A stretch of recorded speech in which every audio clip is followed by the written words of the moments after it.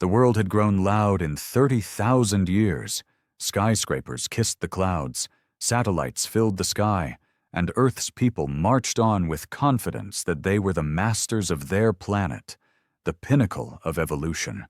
They had forgotten the stories carved in obsidian caves, the strange black metal buried under the Arctic ice, and the warnings etched in symbols no archaeologist could ever decode. Forgotten, until the sky cracked open. It happened on a Monday, because fate always picks the most ordinary days to change everything.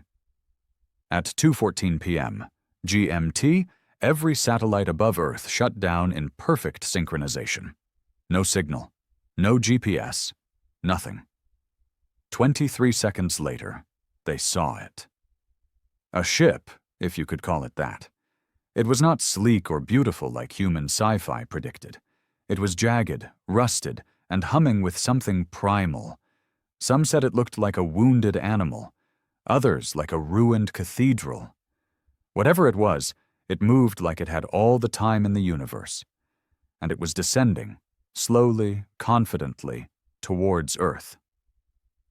People didn't panic, not immediately. Governments tried to cover it up, scrambling for answers, declaring it a test, a glitch, a malfunction. But the ship didn't care about politics. It hovered over Greenland, over a forgotten glacier, and simply stopped moving. Then came the message. It wasn't broadcast on radio or hijacked through digital screens. It arrived through people. Thousands across the world suddenly collapsed into seizures, eyes rolling back, speaking in a language no human throat was made for. One voice, shared through many mouths, rasped into the world. This world harbors what is not yours. You built your civilization on what we left behind. We have returned, and we want our ship back. They called it the Voice. Within 12 hours, global panic exploded. Stock markets crashed, cities rioted. Greenland was declared off-limits by every major government. But of course, that only drew more attention. Journalists, scientists, mercenaries, truth-seekers, they all wanted to know what the hell the Voice meant. What ship? What technology? Was this humanity's first contact, or a claim of ownership? Dr. Lena Avasar had waited her entire life for something like this. A linguistic archaeologist turned conspiracy theorist, she'd been ridiculed out of academia for her theory that several ancient languages shared a hidden extraterrestrial root. Now people weren't laughing. They were begging her for answers. 30,000 years ago, she said on a global broadcast, an object crash-landed in the ice, not a meteor, something older, something built. Early humans found it and tried to worship it. That's where we get the sky god myths from the Paleolithic era. But eventually it was buried again, lost to time. Until now. The camera zoomed in on her tired, determined eyes. The Voice says we took something that wasn't ours. But what if we didn't just take it? What if we used it, used them, to evolve? That theory sparked the fire. If Lena was right, then everything about human progress, fire, tools, language, cities, might have been sparked by contact with alien technology. It wasn't evolution, it was inheritance, and now the owners were back. The United Nations formed an emergency coalition called the Artifact Council, made up of world leaders, scientists, and military strategists. Their job: figure out what the aliens wanted and whether humanity could or should give it back. The problem was, nobody knew exactly what the ship was. The one hovering in the sky was newer, maybe even a messenger. But the original ship, buried deep under the Greenland ice for millennia, was something else entirely. It powered cities. It solved hunger. It made weapons that turned deserts into glass in minutes. Humanity had taken pieces of it, reverse-engineered it, and built an entire generation of hidden technology from its secrets. Even the Council didn't know how far the corruption went. Governments kept secrets from each other. The artifact had become the skeleton key to global power. Giving it back would mean collapsing the very foundation of modern life. But the aliens didn't care. On day 4, a second message came, this time through seismic pulses felt across every tectonic plate. Return what is ours, or we will take it. And just like that, Earth was no longer home. It was the scene of a heist, and the owners had come back to collect. The Artifact Council convened in a secure bunker beneath Geneva, built during the Cold War, but now filled with trembling voices and heated arguments. The mood was grim. Half the world's leaders weren't even physically there, choosing instead to join through proxy screens that flickered and jittered, the electromagnetic fields around the alien vessel wreaking havoc on even the most hardened tech. General Elias Monroe stood at the head of the table, a retired American war hero turned head of Earth's United Defense. His eyes were dark from sleepless nights, and his voice, though calm, carried the weight of unspoken dread. "They've given us a warning," he said, "but that wasn't a threat. It was a promise."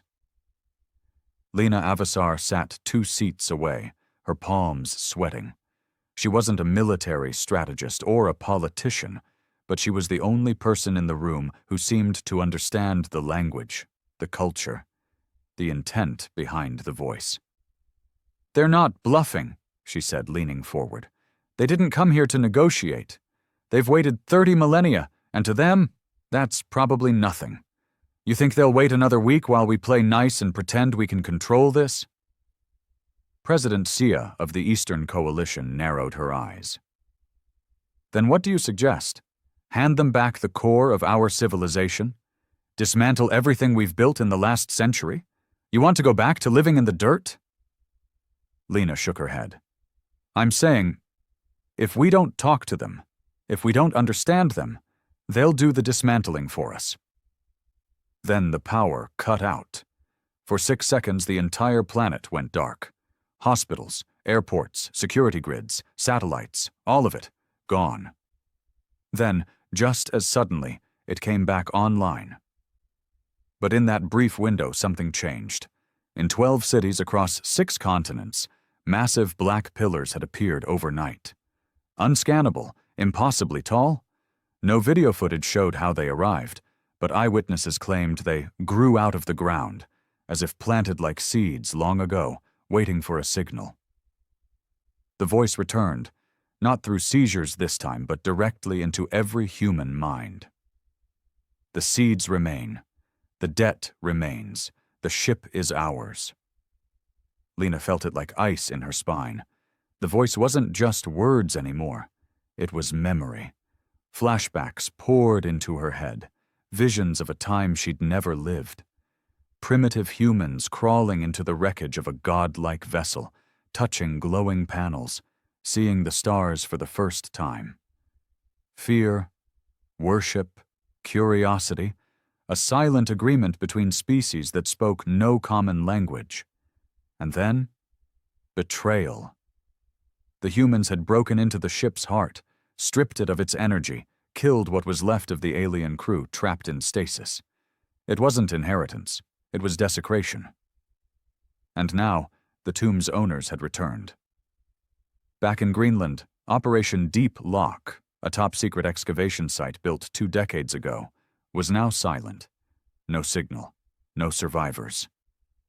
The council tried to send drones, all of them fried mid-air, some exploding as if repelled by an unseen force. Whatever lay beneath that glacier had awakened. Lena flew to the edge of the exclusion zone 2 days later, escorted by an elite UN task force. The cold bit through her coat, but it wasn't the weather that made her shiver. It was the feeling of being watched. The ship above hovered in dead silence. It hadn't moved in days, but it pulsed, like a second moon carved from steel and bone. As they approached the ice field, something cracked, a deep groan from beneath their feet. The ground rumbled. Soldiers raised their weapons.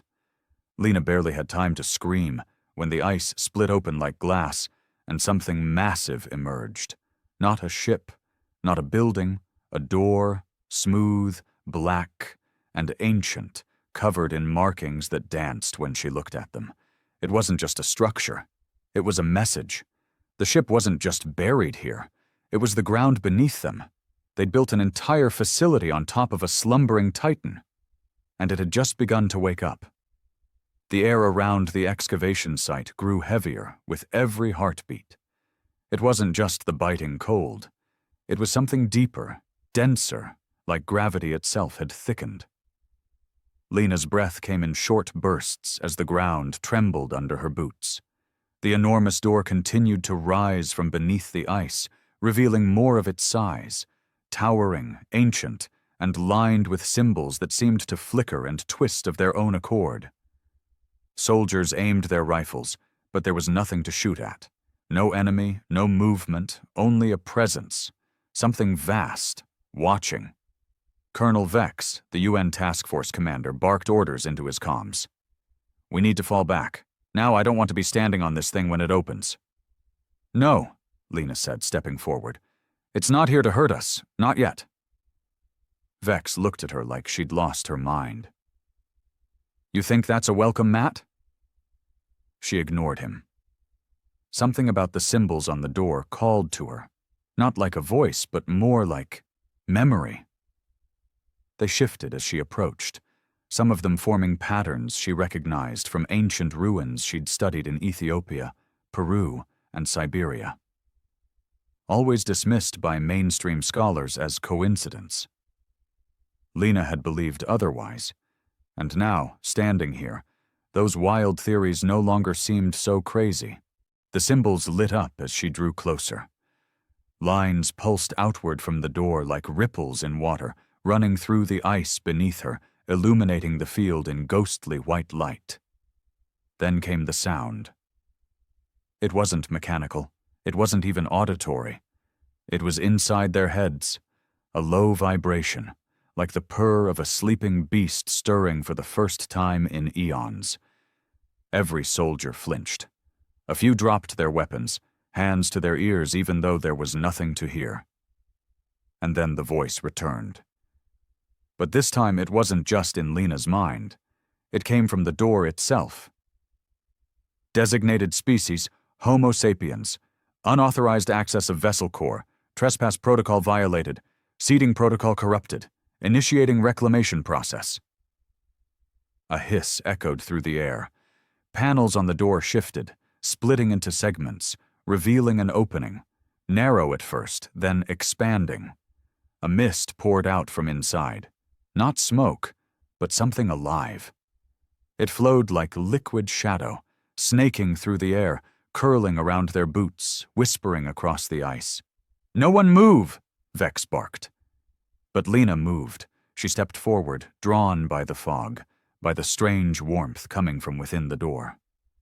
Against all logic, her mind told her this was familiar, like stepping into a dream she'd had as a child, over and over again. And then she heard something behind her. Footsteps. Not human. Long, dragging, deliberate. The soldiers turned first, guns up, a line of red laser sights cutting through the mist, and then it stepped into view. It wasn't like the ship above. It wasn't a sleek alien with glassy skin or insect limbs. It was tall, humanoid in the worst way, like someone had tried to imitate a human body and failed. Its arms were too long, its neck too stiff, and its skin looked like old stone fused with metal. One eye glowed blue, the other was empty. The soldiers opened fire. Bullets punched into its chest and arms, sparks flew, chunks cracked off. But it didn't fall. It didn't even flinch. It raised its hand, 5 fingers sharp as blades, and flicked its wrist. Every soldier in a 30-meter radius collapsed instantly. No blood, no screaming, just gone. Vex hit the ground hard, clutching his chest like his lungs had stopped working. Lena screamed, running to him, but the creature turned its gaze on her and paused. That one glowing eye dimmed, pulsed, and changed color, deep violet. It tilted its head. Then it spoke, not with the voice but its own, low and rasping. "You remember," Lena froze. She didn't understand what he meant. The creature took a step toward her, then another. Each footfall echoed across the ice like thunder. It stopped just a few feet away. You are not of the Makers, but you carry their echoes. I don't understand, she whispered. You will. And then the ice split again, violently this time. A rift opened beneath the facility. The fog surged inward like it was returning home. More of them stepped out from the shadows. Dozens of tall, jagged, broken figures. Not an invasion force, a funeral procession. The ship was not just a machine, it was a tomb, and the dead were finally waking up. The air grew still, like the world itself was holding its breath. Lena stood frozen between the crumbling edges of the ice rift and the line of creatures emerging from the mist. They moved like memories, slow, deliberate, haunted. Their jagged forms whispered through the cold, each step echoing with sorrow more than threat. She felt no malice from them, only mourning. Behind her, Colonel Vex gasped back to life. He clutched at the frozen ground, dragging himself upright with a snarl of pain. What the hell are they? Lena didn't answer. She couldn't. Her mind raced with the echoes still ringing inside her head. You are not of the Makers, but you carry their echoes. What did that even mean? The lead figure, the one who'd spoken to her, stepped forward again. Its body was battered, fractured in places, its limbs reinforced with alien metal, like crude prosthetics. But it was its eye, the glowing violet lens, that held her attention. It didn't just see her. It recognized something in her. From behind, a soldier stirred, coughing up blood. His voice cracked as he tried to speak, but the figure raised a hand, and instantly the man calmed, unconscious within seconds. No violence, just silence, just sleep. Lena gathered her courage and stepped closer. What are you? She asked. The figure tilted its head. Its voice came again, rasping through broken vocal cords and layered tones. We are the custodians. We were left behind. To sleep. To heal. You woke us before time was ready. But we didn't know, she said. We didn't even know you existed. He turned slowly, gesturing to the sky, to the massive vessel still hovering like a second moon. They knew. She followed his gaze. The voice, he nodded. That is the archive. It is the memory of our kind. It speaks in the absence of the living. And it has judged your kind. A cold lump formed in Lena's throat. Judged us for what?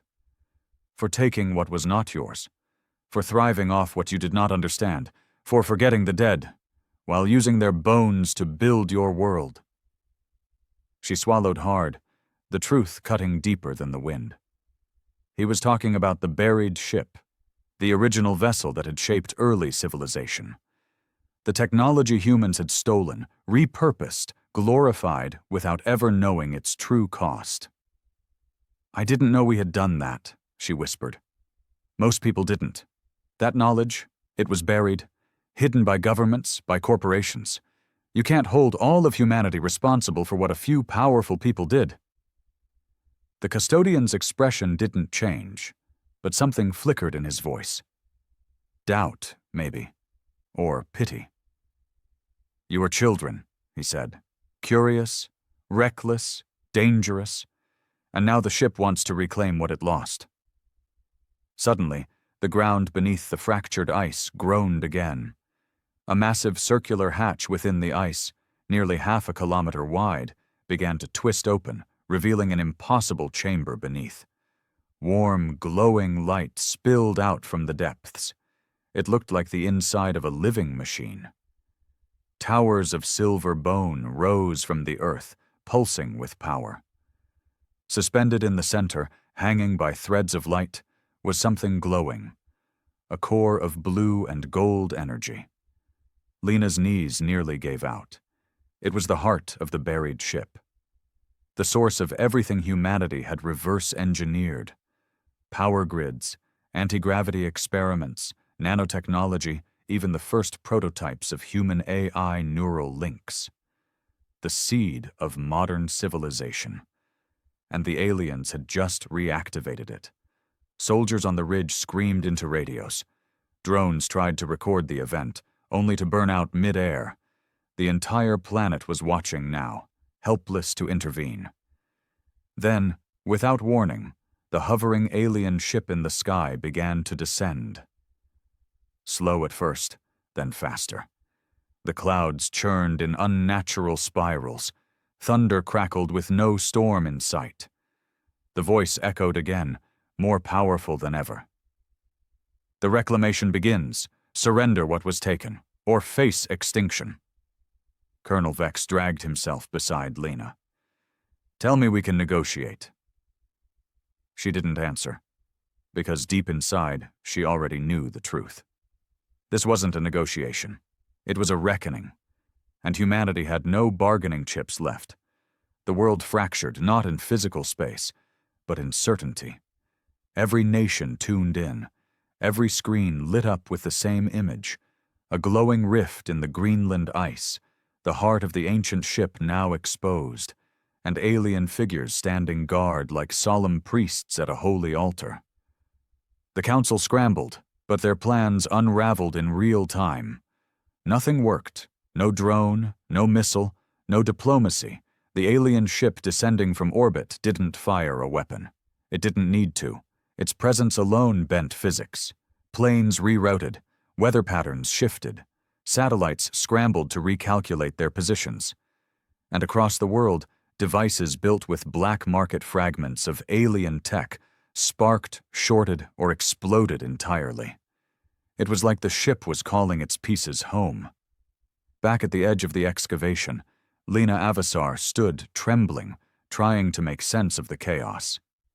The custodian, still unnamed, still watching her with that violet eye, spoke again. The vessel must be restored. Its purpose is not war, but if your kind resists, that purpose will adapt. What do you mean, restore? Lena asked. It's still here. It's always been here. He turned his head slightly. What remains is broken. What you took was scattered. You cut the flesh of a living being and wore it like armor. Lena's breath caught. Wait, you mean the ship is alive? He stepped aside, revealing the core, the swirling light suspended in the air like a captured sun. It is memory. It is thought. It is vessel. Your ancestors breached its mind, and its mind bled. From behind, Colonel Vex swore under his breath. So what, we give it back? Everything we built? Our satellites, our energy systems, our weapons? That would crash the planet. It may, the custodian said calmly, or it may heal you, but that choice is not yours anymore. Far above, the alien ship pulsed. A soft vibration spread outward, felt more than heard. Across the globe, machines began to whine, not explode, not collapse. They just paused, like they were listening. Then one by one they shut down. Hospitals switched to generators. Airports went dark. Military drones plummeted out of the sky, and in the homes of billions, screens flickered to black. Except for one line of text that burned into every display, every projection, every neural HUD. Reclamation initiated. Chaos followed. In the streets of every major city, panic erupted. Crowds stormed into stores, into government offices, into each other. But it wasn't just fear. It was rage. Rage that humanity had been lied to, that their entire world had been built on the back of a secret no one voted for, no one knew about, no one understood. And it was all unraveling. Inside the excavation site, Lena reached out toward the glowing core. You said it remembers. Can it hear me? The custodian did not move. It does not hear as you do, but it feels. and it knows you were the first to speak with respect. What do you want me to do? There is a path. You may choose to be the bridge or the spark. Lena blinked. The spark? If it rejects your kind, the custodian said softly, there will be fire. The message was clear. Lena could attempt to communicate with the ship, to mediate between the aliens and humanity. But if she failed, if the ship judged humanity unworthy, it would burn the Earth clean. Above them, the orbiting vessel shimmered as more structures unfolded from it, like wings opening or claws. It was preparing to land, or maybe to merge. Colonel Vex stepped forward, face pale and hard. If she tries this and it backfires, what happens to the rest of us? You cease, said the custodian without emotion. Lena stepped into the light. The warmth wrapped around her like a womb, thick and humming. Her mind swam. Images, sounds, entire lifetimes of knowledge pressed into her at once. She saw the original crash, 30,000 years ago. She saw the humans, barefoot, trembling, awestruck, dig into the wounded ship and steal from it without knowing what they'd done. She saw the stasis pods, the custodians, the failed awakenings, the pain, and then the voice of the ship. It was not words, it was grief, and it had waited so long. She opened her mouth and spoke. The light engulfed her, not burning, not blinding, just endless. Lena's body vanished into sensation, weightless and suspended in thought, as if her soul had been plucked from her flesh and dipped into memory itself. Time didn't exist here, only understanding and sorrow. The ship didn't speak like the custodian had. It remembered at her. It showed her the moment it had crashed, badly wounded during a great war that stretched across stars and species. A war humanity had never known about, one that ended in silence. The vessel had not come to Earth on purpose. It had fallen, broken and bleeding, its last crew entombed in frozen stasis chambers while its core slowed, hibernated, adapted. And then came the humans, primitive, curious, fearful. They crept into the ship's wounds and carved out its organs. They called its corridors gods, its lights holy. They desecrated the sleeping bodies, pulling fragments of bone and metal for trinkets and tools. They wrote myths in firelight about beings from the stars and never realized they were stealing from the dying. Lena cried. Not in her body was gone, but in her mind, herself. She felt the ship's grief, and guilt burned in her chest even though she hadn't been born yet. The pain wasn't directed at her. It wasn't about punishment. It was about the unbearable loss of being forgotten. I'm sorry, she whispered into the light. We didn't know. But the ship did not forgive. It only showed her more, how fragments of its tech had wormed their way into the roots of human civilization, how corporations, secret agencies, and rogue scientists had used its power without understanding its purpose. The ship hadn't been a weapon. It had been a seed, a vessel of knowledge meant to restart life after war. But humanity had used it like a toolbox, not a teacher. Then, it finally asked her a question, not in words, but in intention. Do your people deserve to keep what they stole? Lena wanted to scream, no. But she also thought of her brother in New Mumbai, who worked 2 jobs just to keep their mother alive. She thought of a little girl in Argentina who learned to walk again with synthetic limbs powered by micro-fragments of the ship's energy.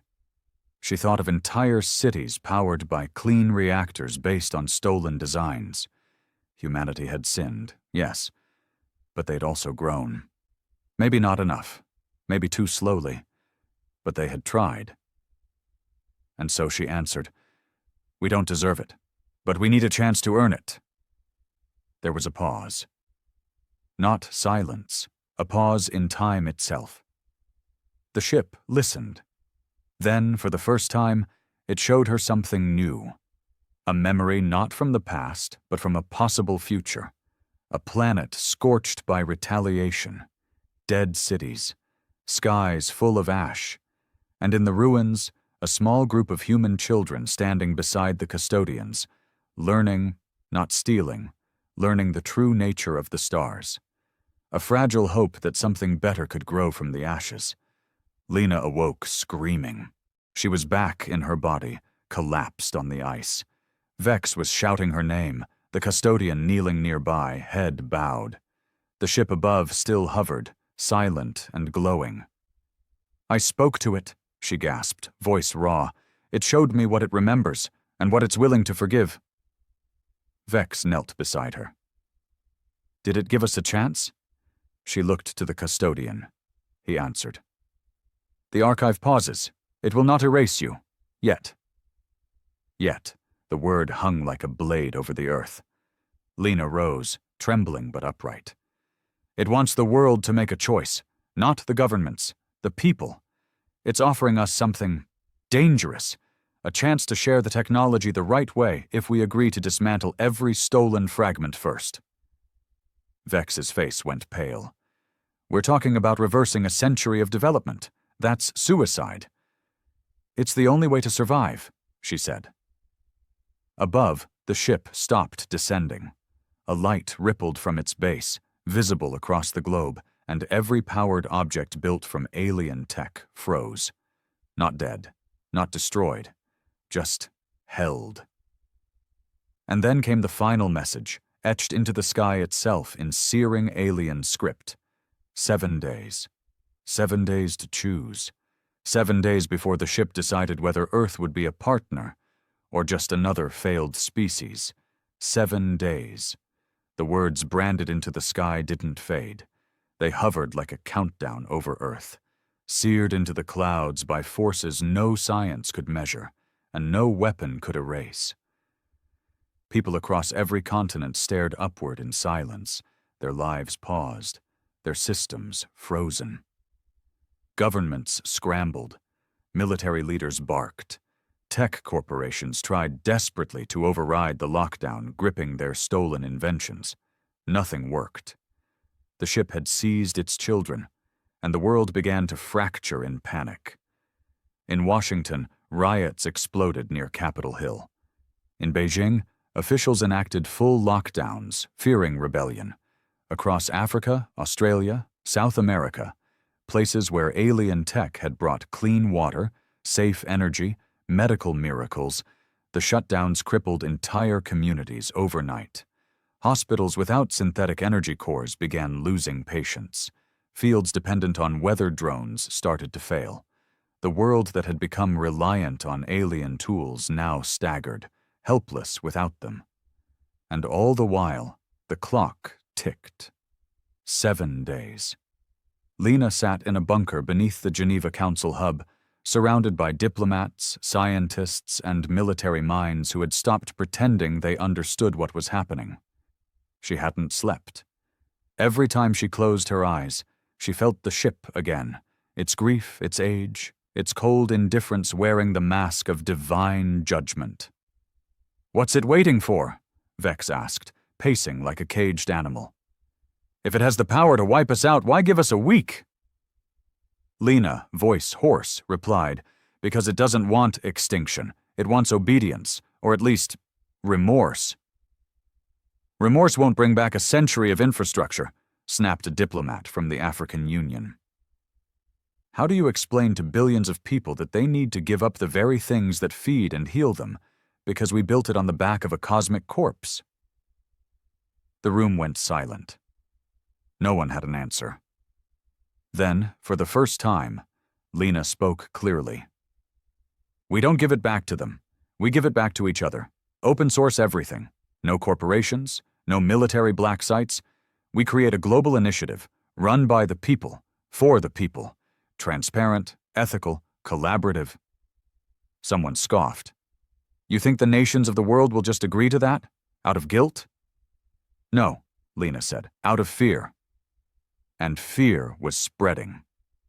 In Siberia, A covert facility housing a hidden alien core tried to move the artifact underground. The moment they breached containment, the entire mountain collapsed. Not from an explosion, from molecular collapse. Matter simply stopped obeying gravity. 2,000 soldiers vanished into what one survivor described as a fold in space. In Brazil, a billionaire tech mogul refused to shut down his AI-enhanced drone program. Within minutes, every drone turned mid-flight and returned to his mansion. The house vanished from the grid. What was left behind was a crater full of black glass. The ship wasn't just watching. It was enforcing. By day 4, the world understood. You didn't get to negotiate with something that could rewrite physics. You obeyed, or you vanished. But obedience was not unity. Countries began turning on each other. Blame spread faster than any virus. Accusations flew. Who had stolen the most? Who had reverse-engineered the deepest? Who had profited while others starved?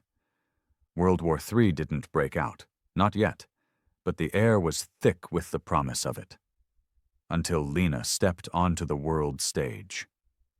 With the help of the custodian, who now rarely left her side, she transmitted a live message through what little tech still functioned, hijacking public channels, civilian devices, even city walls that the ship's systems had claimed as communication nodes.